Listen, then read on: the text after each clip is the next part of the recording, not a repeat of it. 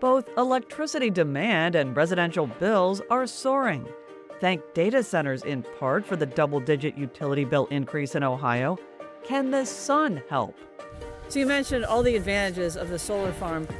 When will you be able to tell if it's making a difference, or is it already making a difference? Oh, it's absolutely already making a difference. I mean, this provides enough power for about 25,000 homes, and that is clean, carbon-free energy. Ohio regulators have approved 49 solar farm projects. This man promotes the largest one. There's a million positives about a large solar project like Fox Squirrel. Meanwhile, farmer Bill Agle isn't against solar, but doesn't want it on his property or any other fertile farmland. Our group feels like solar should go on brownfields and should go on top of these mega warehouses that we're seeing popping up everywhere that are bigger than 4 football fields. Agle lives in Clark County, where residents are fighting back and have a temporary ban on solar farms. Commissioner Rick Lohnes knows communities can benefit financially, but says it's not worth it. Personally, philosophically, I couldn't tolerate raising money destroying good farmland. On this episode, solar farms. Residents weigh the costs, communities look at the impact, and solar farm developers see green. Let's get into it. This is Brick by Brick, solutions for a thriving community. Brick by Brick is made possible thanks to leading support from Greater Cincinnati Foundation, AES Foundation, and George and Margaret McLean Foundation, with additional major support from Lori Johnston, the Robert and Adele Schiff Family Foundation, Murray and Agnes Seasongood Good Government Foundation, and more. Thank you. Hello and welcome to Brick by Brick, where we're highlighting solutions for a thriving community in Southwest Ohio. I'm your host, Ann Thompson. Cincinnati, like so many other cities, has an increasing need for electricity, where the average bill is about $150 a month. How can the city effectively lower that cost and go carbon neutral in 10 years? To get answers to those questions and more, Brick by Brick traveled 50 miles to the east, where in 2024, Cincinnati opened the largest municipal solar farm in the U.S. I'm standing here in Highland County, surrounded by more than 300,000 solar panels on 800 acres. That's about the size of 700 football fields. The man behind the green is Ollie Kroner. He's Cincinnati's director of the Office of Environment and Sustainability. So Ollie, look around in the midst of all these solar panels. What were you thinking when you came here the first time and they were all installed? You spend so much time dreaming and planning, and to arrive here and to see the steel in the ground, the panels in action, sunny day, and know that this is a major player in our clean energy transition and everything we're trying to achieve to address the climate crisis in Cincinnati. It's a reminder that we can make big things happen, we can make hard things happen, and it feels really good. Cincinnati has a goal, I was reading, of 100% renewable energy by 2035. When did you decide this here, solar panels, was part of the solution, and how did you come to that conclusion?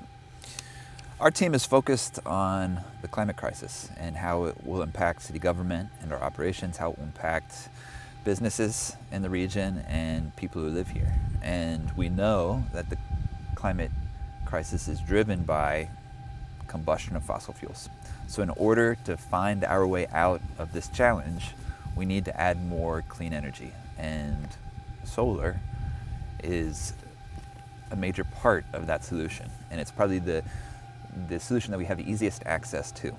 So the team set a vision, and actually it was Mayor Cranley at the time said we should really do this on our airport. And so we put out an RFP, and we had different vendors submit concepts. Turns out that the airport is in a floodplain, won't work. But some of the responses came back and said actually we could do this at a much larger scale, much more cost effective. Go bigger with your dream. And so here we are, 100 megawatts of solar power that feeds into the grid and powers city government buildings and the homes of Cincinnati. Yeah, and you did go big. So at the time, at least, this was the largest municipal solar farm in the country.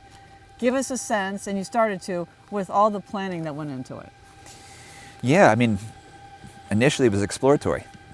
We had buildings that we controlled that we thought would lend themselves to solar development, and we've moved forward with some of those projects. But to achieve the scale that we need for this clean energy transition, we have to think bigger. And this was years in the making, right? Partners came forward, had site control, had a vision of how solar could be installed here and be delivered via transmission and distribution lines into the urban core of Cincinnati. And we needed a financial model to do so. So we found a way through what is called a power purchase agreement to use the money we already spend on energy, and rather than purchase from the grid as it exists today, or as it existed then, fund this project. So no additional spend. This is a privately owned, privately operated solar field, but we receive the power at a negotiated price that is less than what we would pay for energy otherwise. So who is benefiting from New Market Solar, and what kind of money is the city seeing? Well, there's tremendous benefits. Moving away from fossil fuels is a core part of the mission. That means air quality improvements, that means addressing climate change. We locked in pricing that is below market pricing today. So people are complaining about their energy bills. We're watching utility prices go up and up and up. But here, we don't have to worry about that because we locked in pricing that saves more and more and more. So we see this as a key step towards our vision for 100% clean energy.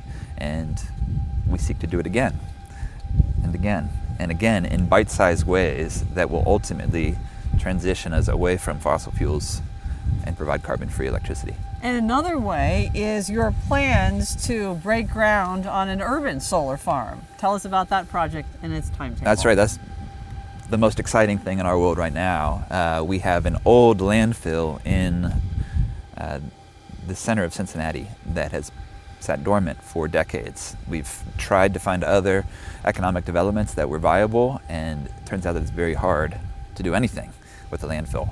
It's settling, there's some methane release, you don't want people living on it.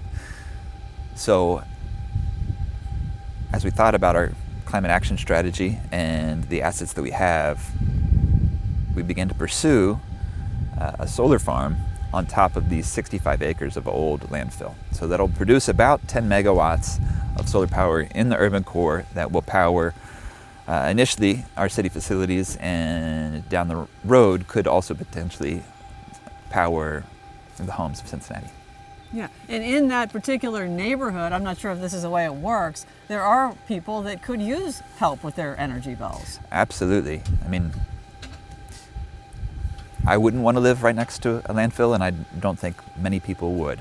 So if we can turn this from a liability into an asset that helps feed energy at a reduced cost into the neighboring communities, that is the big vision.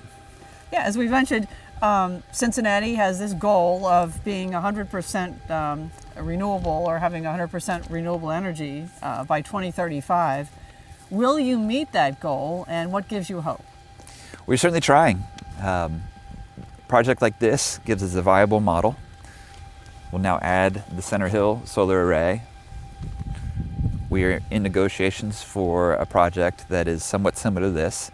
So if we can continue to take these steps and add more clean energy generation, and now begin to add utility scale batteries to store the energy so it can be used when it's not producing energy, you can see how step by step we can march towards the vision of 100% clean energy.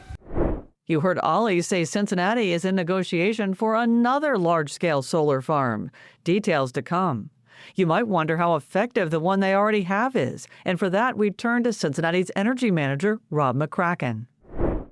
Do you know how much people who participate in this program are saving? I guess it depends on how expensive their utility bill is. Yeah, it's a great question. Over the last 7 years of the aggregation program, residents have saved 13% relative to Duke's rate. So, right now the solar PPA is saving us a little bit on on our aggregation rate, but we think certainly going forward, as electricity rates continue to increase, because this is a fixed rate for the next 20 years, we're going to see increasing benefits over time. Like Cincinnati, Philadelphia built a solar farm to power a quarter of its city buildings. WHYY reports the 230,000 solar arrays near Gettysburg bring the city's electricity use to 30% renewable, with a 100% goal by 2030. Here's another example. 9 separate public housing authorities in Rhode Island are powered by solar farms in what may become a national model. Forbes reports that the energy generated by 3 solar installations is sold on the grid. Then, a consortium of public housing authorities buys this power at a low fixed price set by a long-term contract, and any excess power is sold to others at market rate through a net metering plan.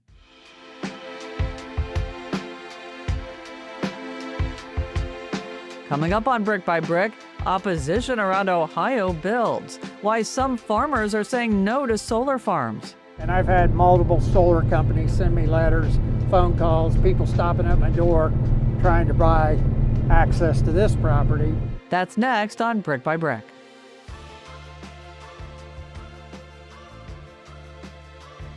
Brick by Brick is made possible thanks to the generous support of so many, including Diane and Dave Moshe, P&G, the Camden Foundation, the Stephen H. Wilder Foundation, TJ and Susie Ackerman, Patty and Fred Heldman, a donation in memory of Frank and Margaret Linhart, and more. Thank you. We couldn't do this work without you.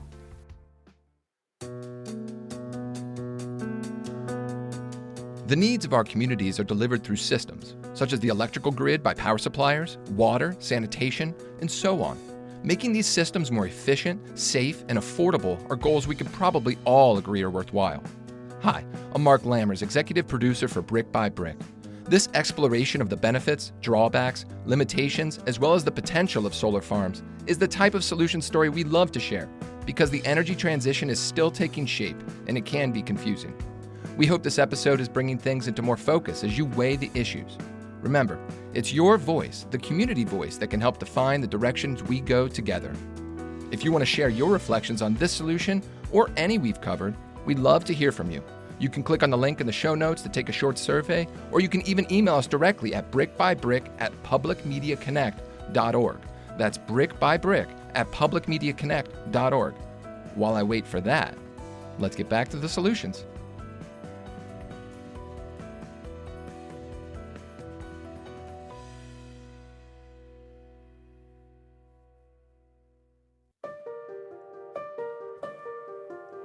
Welcome back to Brick by Brick.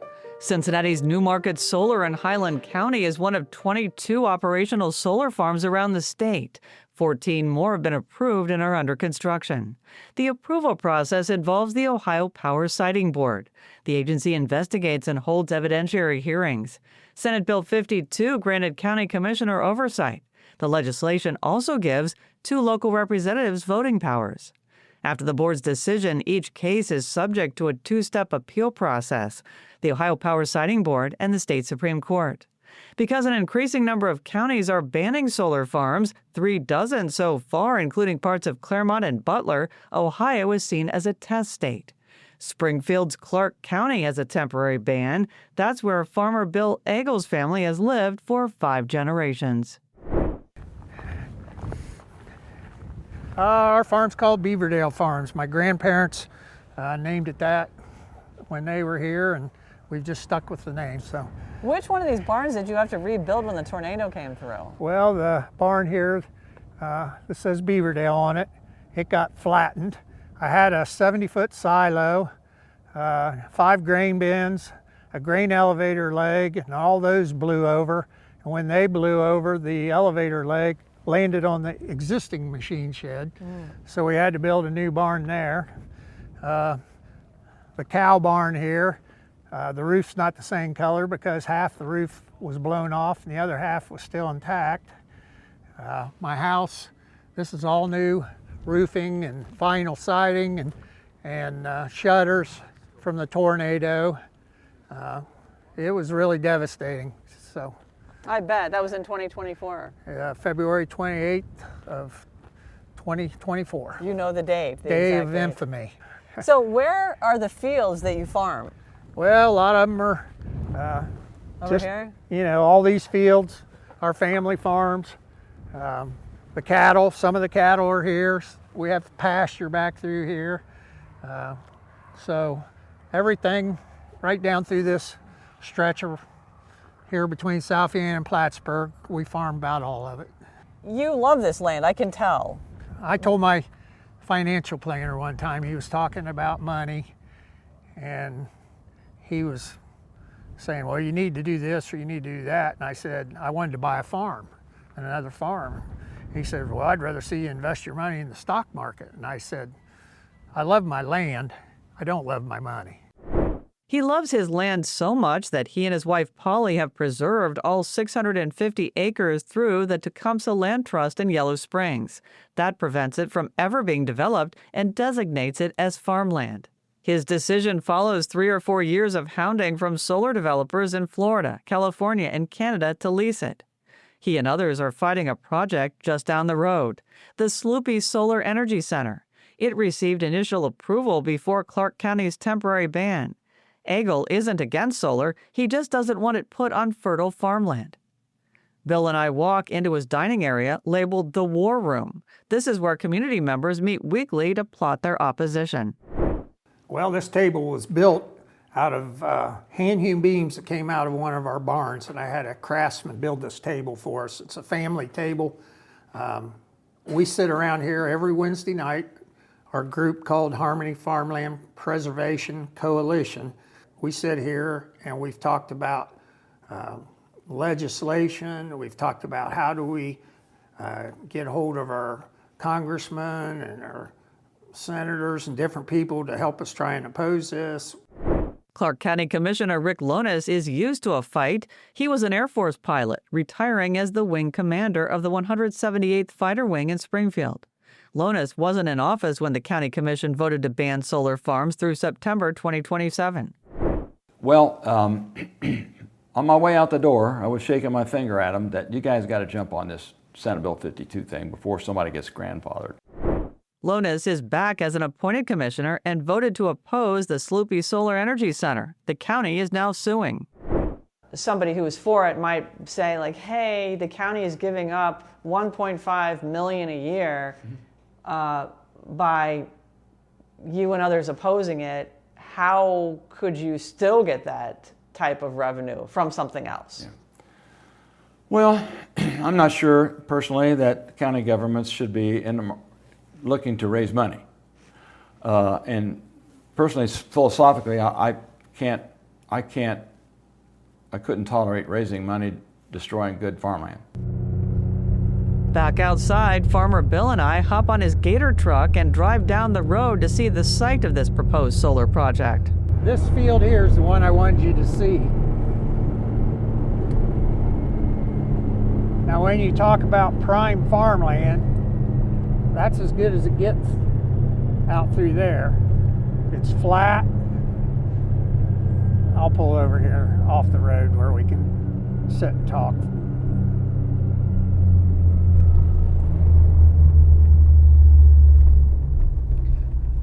And you can kind of get a view of it. This is some of the part that they said would have panels. That'll all be glass, black plastic panels clear down through there. That's something you don't really want to picture. No, neither do these people. See their signs down there, and down here. They got no solar on prime farmland. And, you know, farmland like that is irreplaceable. I mean, there's only 3% of the world that is what they call prime farmland. It's, you know, Brazil's got some, and the United States has got some, but 98% of this project, our Clark Soil and Water District, used USDA soil studies, and they said 98% of this project is prime farmland. That's why we don't want to see it destroyed. Bill knows by not leasing his farm to solar, he's giving up a lot of guaranteed income, maybe $1,000 an acre or more. That's one of the big draws for farmers who have plenty of down years. One county over, about 50 miles away, is Fox Squirrel Solar. This Madison County solar facility is Ohio's largest and among the biggest east of the Mississippi, with 1.4 million solar panels spread across 3,400 acres. Developer and owner of Fox Squirrel Solar is EDF Power Solutions, where Adam Sokolski is Director of Regulatory and Legislative Affairs. Thanks for being here, Adam. My pleasure. Adam, you have projects all over the world, including western states like California and Arizona, where there's a lot of sun. Why was Ohio attractive to you? Ohio is a very attractive market for all types of energy. Ohio, for solar, is particularly attractive because Ohio has a lot of manufacturing, a lot of demand for electricity, right? So that makes Ohio a good place to build solar. Ohio has vast amounts of land that are flat, that are not super rocky, making solar an appropriate land use for energy development.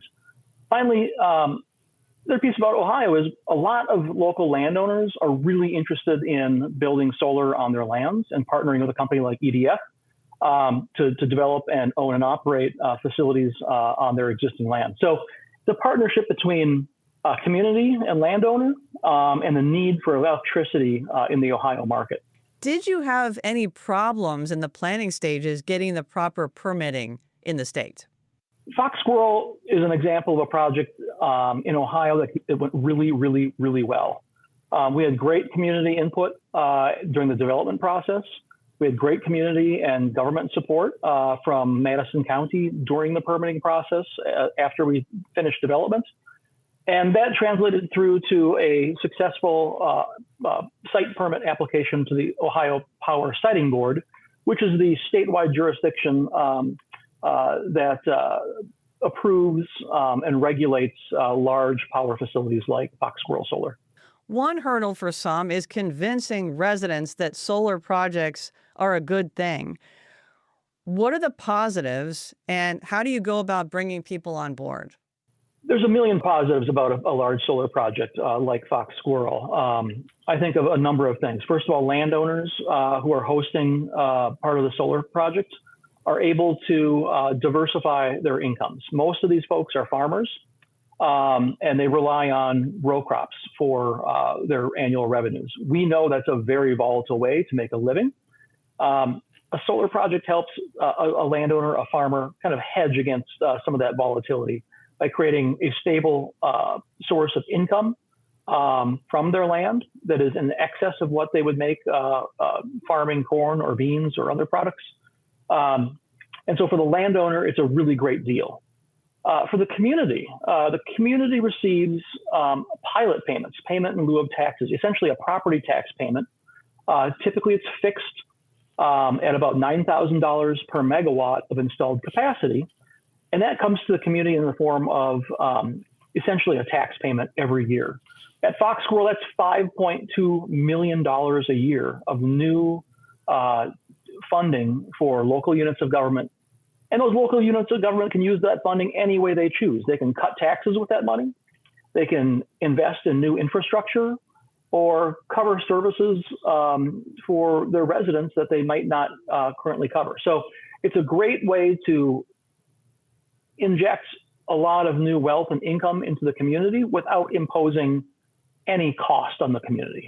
So you mentioned that you're paying Madison County $5.2 million a year. How much do you pay landowners?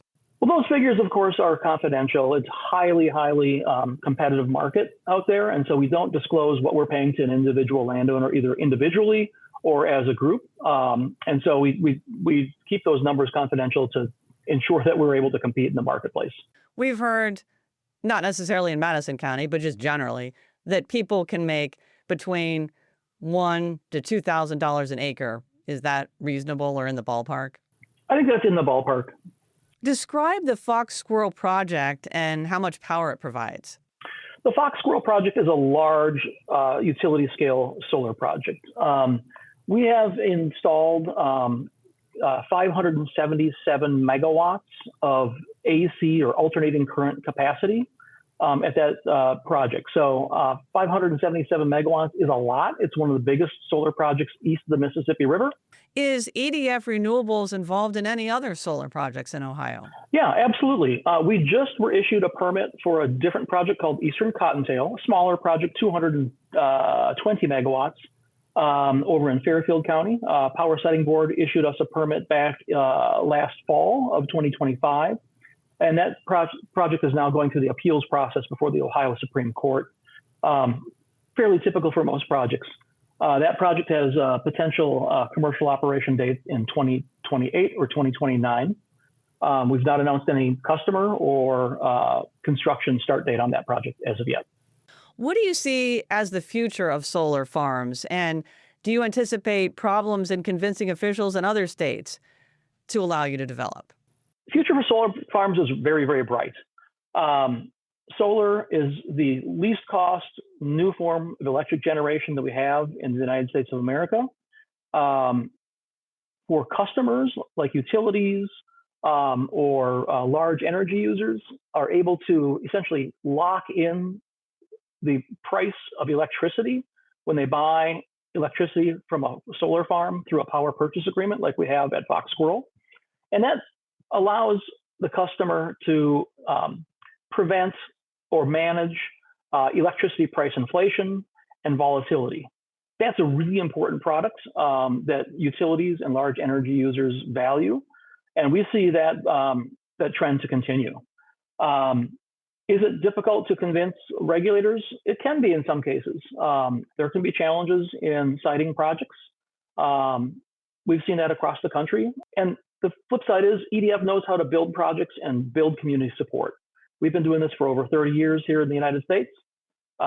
We know how to gauge a community, how to engage a community well before we're even trying to lease land, and talk to community members about the benefits of a renewable energy project in their neighborhood.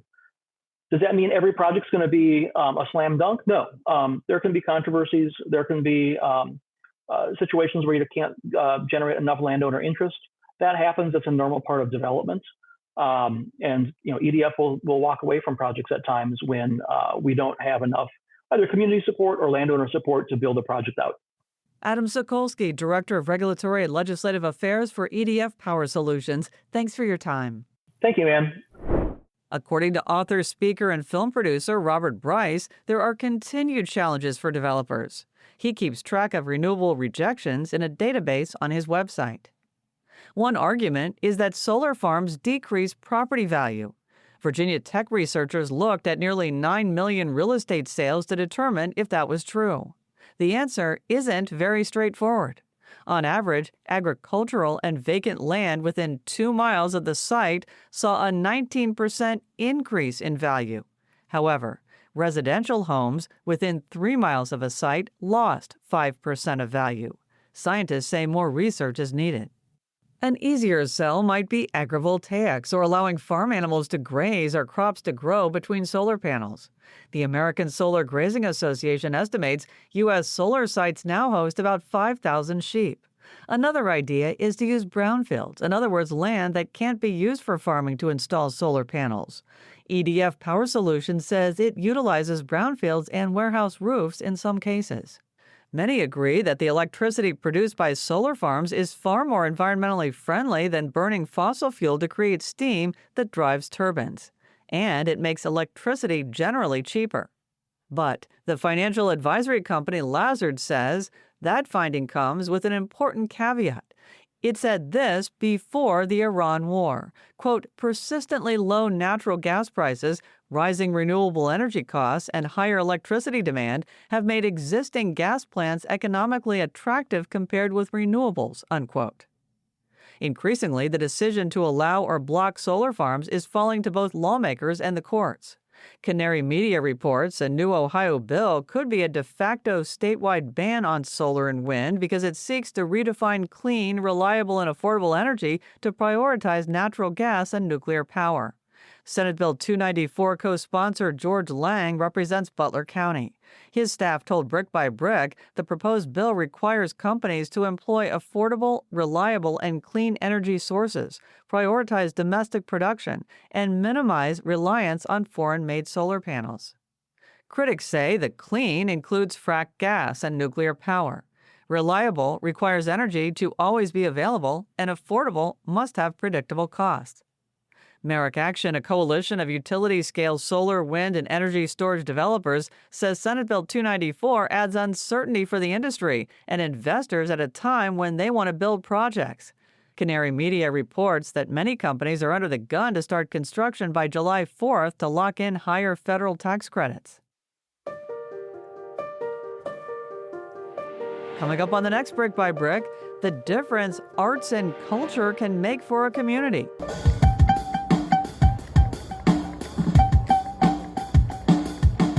Billions in economic impact, bridging gaps between neighbors, cultural preservation, and more. Next time on Brick by Brick.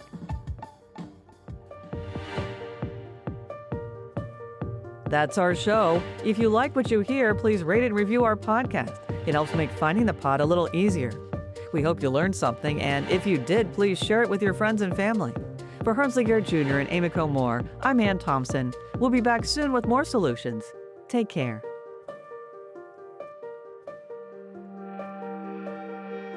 Our show is produced, hosted, and edited by me, Ann Thompson, with reporting and story editing from Hermsley Garrett Jr. and Amy Moore. Our executive producer is Mark Lammers. Zach Kramer runs the lights and cameras, Derek Smith is our production specialist, and Jason Garrison is our production manager. Marketing and promotions with Mike Shea and Bridget Dillenberger. Alyssa Stephenson handles the website, and Josh Lusby and Steve Wright are our designers. Bill Dean and Andreas Pruger are the engineers for the show, and our chief content officer is Colin Shinamblo. Our music is from Universal Production Music. Brick by Brick, Solutions for a Thriving Community is a production of CET and Think TV, Southwest Ohio PBS member stations.